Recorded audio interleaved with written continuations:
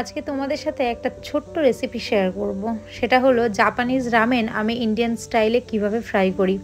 তো চলো, এর জন্য আমি কি নিয়েছি দেখো। গাজর কেটে নিয়েছি, তারপর হচ্ছে ক্যাপসিকাম, পেঁয়াজ, আর এটা হচ্ছে মইয়াশি। তো এইগুলো আমার লাগবে বানাতে। আর এই দেখো আমার হাতে রয়েছে রামেন, পুরো রেডি টু কুক। এগুলো একদম বয়েল করাই থাকে, এটা জাস্ট ওভেনে 2-3 মিনিট ঘুরিয়ে নিলেই রেডি। আর রামেনটা কেমন হয় সবাই একটুখানি দেখে নিতে পারো যারা যারা দেখোনি। তো এরকম ধরনের হয় রামেনটা। এবার এটা আমি একটি প্যাকেটটা কেটে আর কি থালায় নিয়ে নিলাম।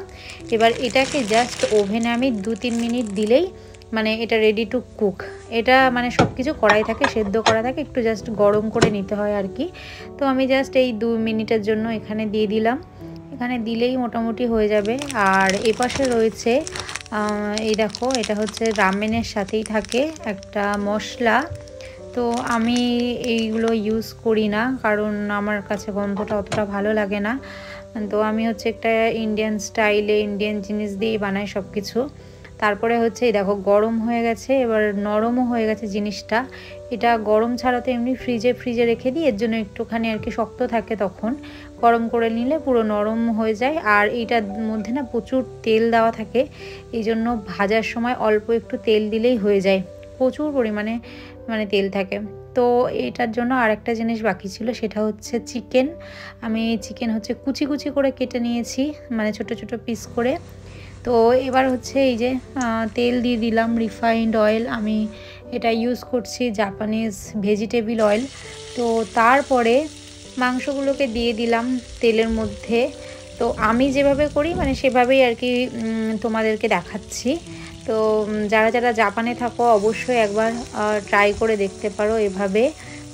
তো যাই হোক, এই মাংসগুলো হালকা একটু নুন, এটা হচ্ছে জাপানিজ শিওকোশো বলে, নুন আর হচ্ছে গোলমরিচ গুঁড়ো।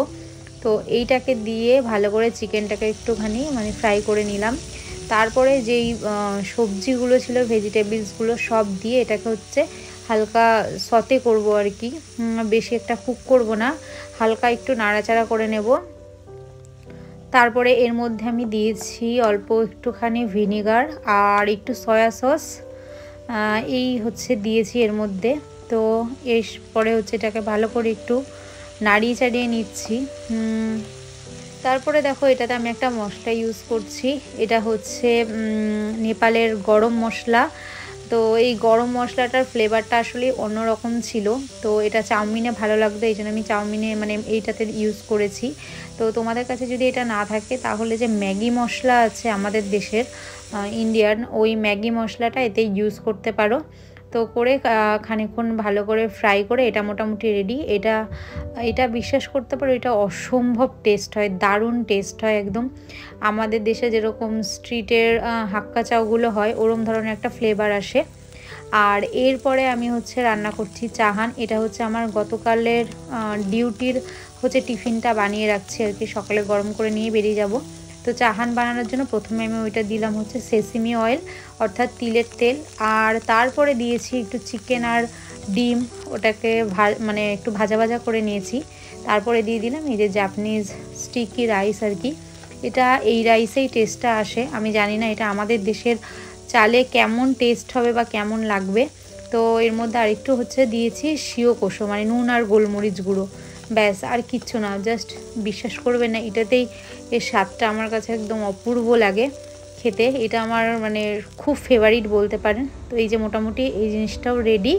তো আমি এইগুলো এইভাবে আর কি বানাই, সবাই একবার এইভাবে বানিয়ে দেখতে পারো, আশা করছি ভালো লাগবে। তো যাই হোক, আজকের মতো এখানেই বিদায় নিচ্ছি, দেখা হবে পরের একটা ভ্লগে। টাটা।